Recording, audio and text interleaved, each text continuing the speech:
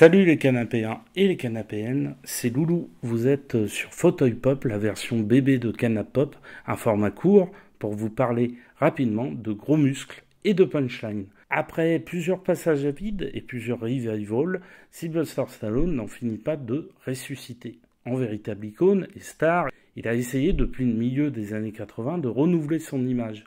Il y a eu Marion Cobretti, John Spartan ou encore Barney Ross.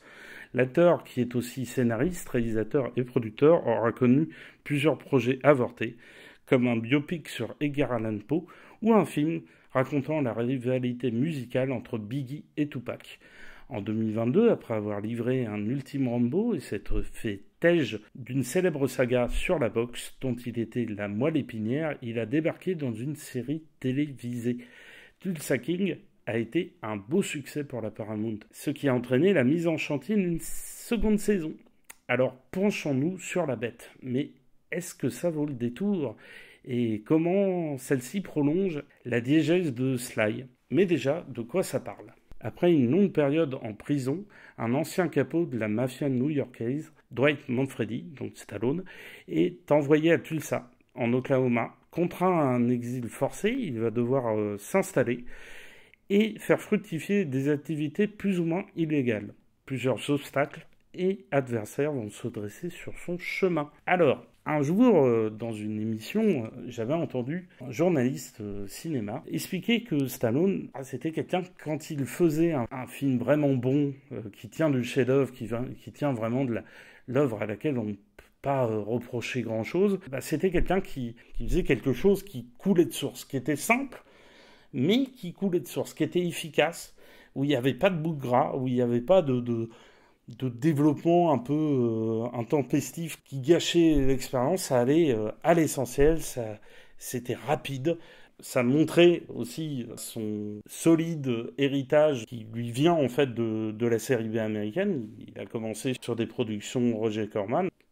Le journaliste expliquait aussi que quand Stallone faisait des films ratés, moyens, qui étaient moins intéressants, c'était des films simplistes. C'était des films où on avait vraiment l'impression de regarder un truc un peu bébête, un peu ringard. Et là, avec ces deux éléments, ces deux pôles, on peut appréhender ce qu'est Tulsa King. Parce que Tulsa King, c'est, pour les points négatifs, c'est une série qui a une mise en scène carrément grabataire. Ça se sent, on a l'impression de regarder un épisode d'une série un peu moisie des années 70, 80, 90. Ça peut faire penser par exemple à Walker Texas Ranger. Moi, c'est une série que j'aime bien, mais je l'aime bien pour son côté nanar. Et en fait, il y a des moments qui peuvent sonner nanar dans Tulsa King. Mais, à la différence avec la série de Chuck Norris, là, on a une série avec Stallone. Et Stallone, c'est lui qui incarne le truc, c'est autour de lui qui est tout construit, qui est tout pensé.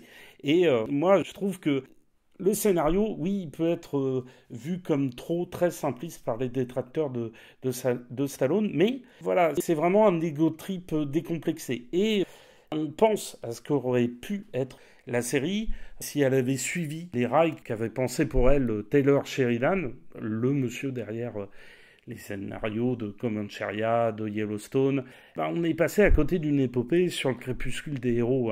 Voilà, lui, Stallone, il essaye d'aller caser ses préoccupations du moment. C'est un vieux monsieur, et c'est un vieux monsieur qui est proche de la droite américaine, de la droite carrément réactionnaire américaine, du parti républicain.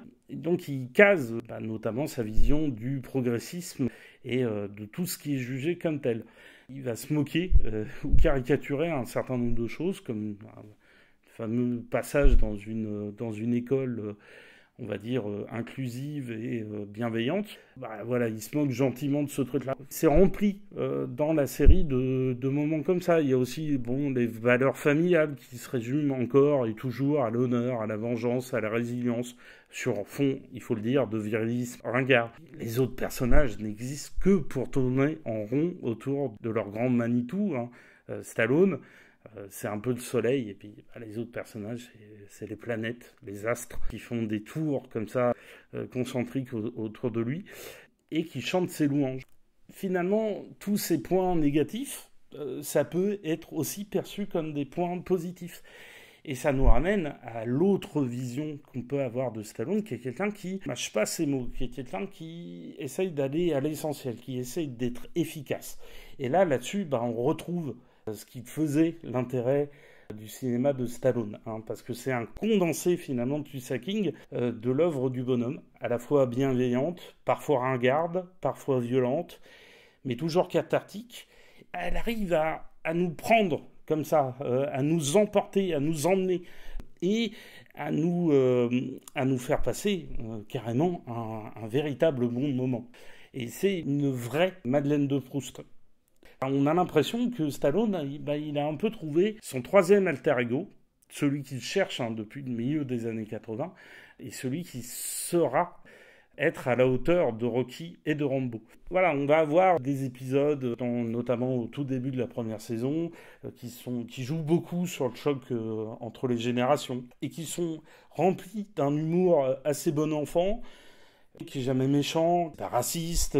Ça essaye toujours de prendre les choses de la façon la plus simple et la plus bienveillante qui soit. On n'est vraiment pas là pour se prendre la tête, on n'est vraiment pas là pour essayer d'être plus malin que son voisin, on est là pour solutionner les problèmes et les solutionner d'une façon qui va fédérer en fait. C'est vraiment une série qui fédère.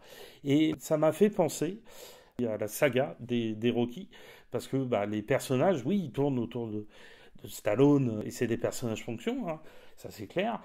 Ils sont souvent assez unilatéraux, mais comme dans Rocky, et aussi comme dans Expendables, et notamment le premier Expendables, les personnages, ils ramènent en fait des thématiques, ils nourrissent, ils enrichissent le propos. Et Stallone, lui, il le pense avant tout comme quelque chose qui doit être rapide, qui ne doit pas s'embêter avec des détours et des problématiques sur lesquelles on va s'apesantir pendant 10 ans. Moi, je trouve aussi qu'il y a ce point très important qui est le Stallone en tant qu'acteur. Parce que lui, en tant qu'acteur, il fait passer 1000 émotions. Mais il fait passer 1000 émotions parce que c'est une gueule, c'est une tronche. C'est un paysage aussi. La figure de Stallone, le corps de Stallone, c'est quelque chose qui a vécu, c'est quelque chose qui a connu 1000 petites expériences, 1000 petites émotions qui sont retranscrites à chaque fois qu'il arrive quelque chose à Stallone, que ça soit dans le bon ou dans le mauvais. La série, elle nous amène en fait régulièrement son lot de sentiments, qui ne sont pas forcément tous toujours des bons sentiments, et les situations, elles s'enchaînent. Elles sont cocasses, elles sont violentes, elles sont humaines. La bande-son qui propulse en fait le show dans quelque chose à la cool, quoi, où il faut pas se prendre la tête. On est là pour rouler des mécaniques sur de la musique country, sur de la musique rock, sur de la musique de blues. Ça peut nous faire penser aux grandes heures du cinéma d'action américain des années 80-90, notamment à travers des films comme Roadhouse, où Patrick Swayze jouait les videurs de boîte de nuit et s'abattait la tronche de gros méchants sur de la musique rock. Pour conclure, on peut dire que la série ne va pas plaire à tout le monde, ça c'est clair, c'est évident. Elle est construite sur mesure pour la star qui en incarne le personnage principal. Elle tient tellement sur les épaules massives de l'étalon italien qu'on regrette ce qu'elle aurait pu être.